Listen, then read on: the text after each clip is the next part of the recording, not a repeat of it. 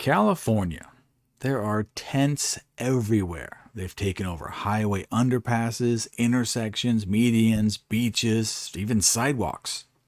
According to Rob Schneider, either California has a huge homeless problem or a gigantic camping success story. How did it get this bad? Well, it didn't happen overnight, and it probably started with good intentions.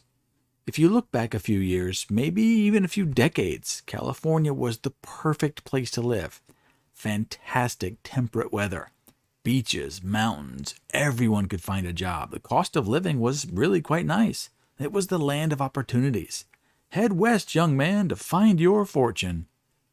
Everyone in California was an entrepreneur of some sort. They wanted to be successful and stake their claim, earn their success. Golden times. It must have been an amazing time to be alive in California. But nothing good lasts forever, and every now and then, even utopia has a brief recession or a spot of bad luck. Maybe a bad crop season, drought, earthquake. Sometimes bad things just happen. I can speculate that a few people in California just hit some bad times and needed a little help.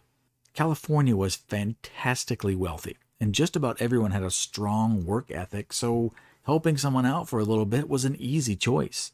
They would take the help and get back on their feet. They would be a productive part of the community in no time. But somewhere over time, everything shifted just a little bit, then just a little bit more. Most people are good-natured and deeply want to help someone in need. However, when they feel like they're being taken advantage of, it can change on a dime, and they can flip and even become cruel to the disenfranchised. It doesn't even matter if it was self-inflicted or not. No one asks if they were recently laid off, if they're heroin addicts. It doesn't matter. No one is stopping to offer any assistance or even human decency anymore. So what changed? Well, government programs, welfare programs, probably. When there is no social penalty to accepting welfare, and you can make enough to get by without a job, it becomes a viable option. It's like that old story about the village that takes their goods to sell at the town fair.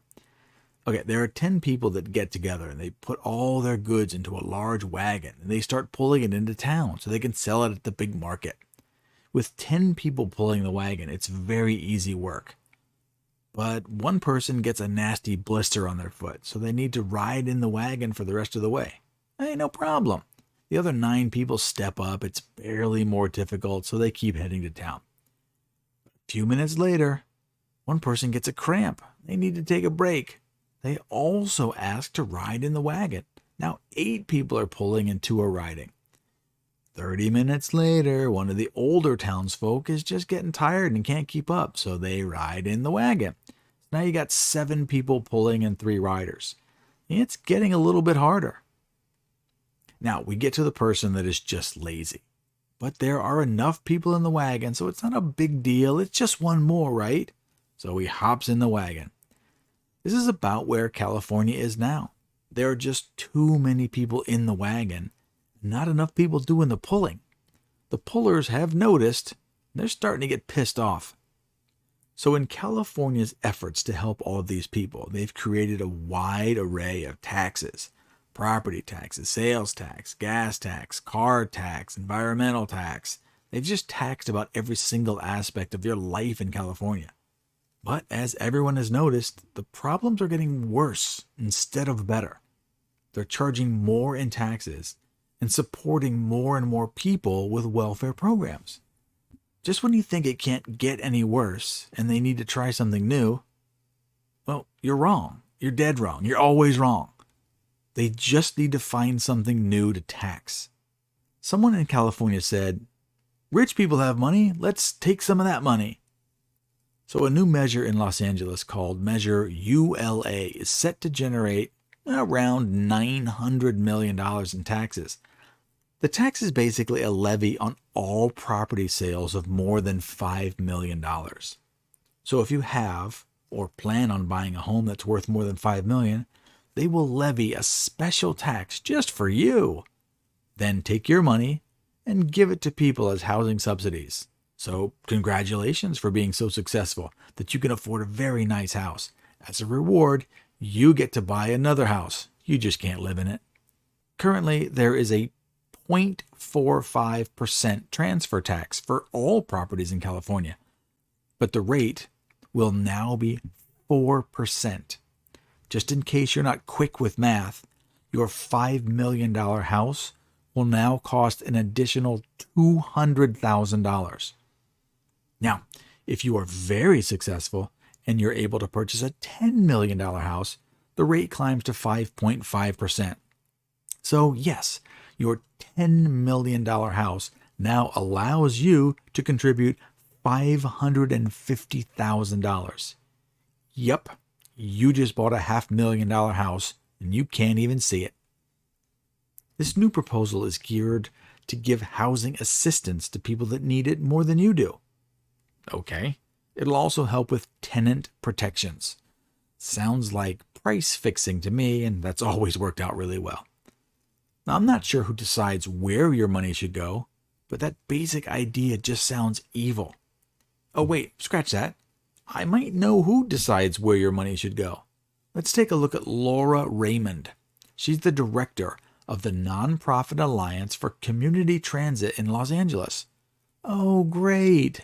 Another nonprofit that's only job is to forcibly take your profit?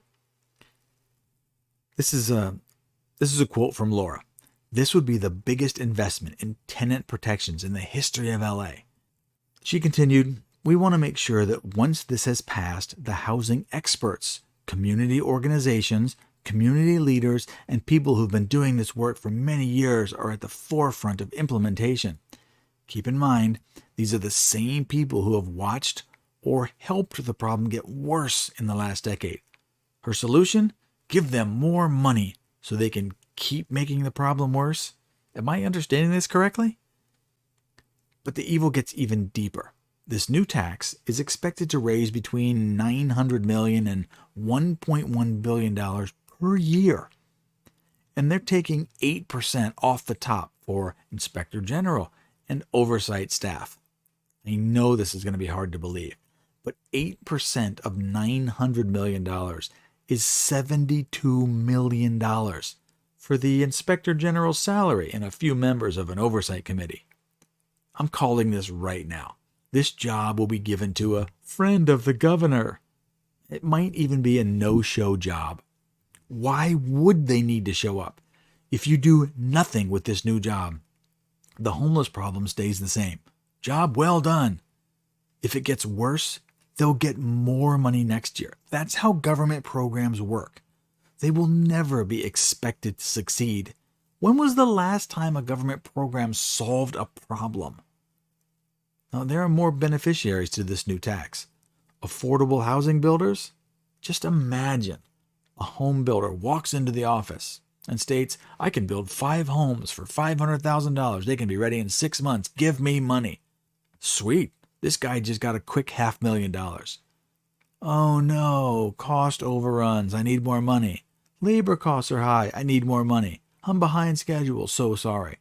It's just a grift. It's a scam. It's a pay-to-play scam for connected builders. This will just make rich people richer and poor people poorer, like everything else. So let's get back to the original victims, the wealthy home buyers. What do you think they'll do? If you have a multi-million-dollar house, would you want to sell this before this new law goes into effect? Oh, sure. But sell to who? You'd need to be a real dum-dum to buy that house, knowing that you'll have a much harder time selling it in the future. Would any new buyers want to come into the market? Oh, God, no. They just put some serious damage into the upper end of the housing market. Will this solve the homeless problem? Probably not. Almost definitely not.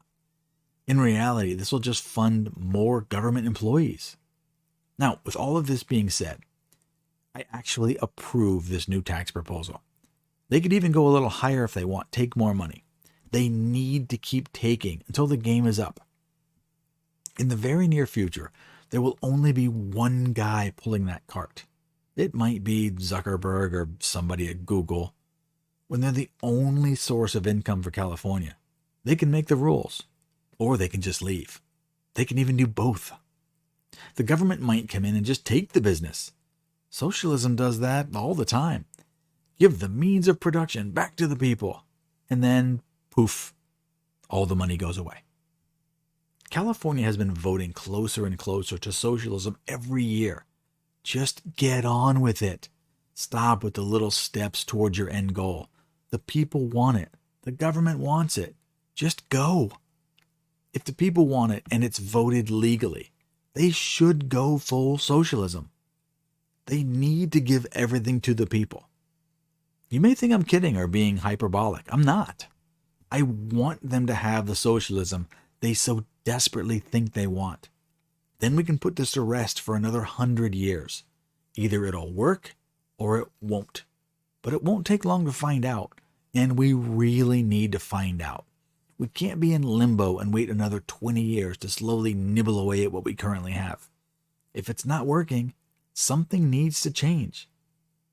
So if you made it this far, wow, very impressive. But what do you think? The half capitalism, half socialism isn't making anyone happy. And which would you choose? So do the like and subscribe thing, because this has been a rough week on the YouTubes. But seriously, which would you choose? Life under government thumb, where they give you cash, but they tell you how to spend it? Or capitalism, where you have a shot to earn based on your skills and knowledge? I got another video coming later, so I'll see you soon.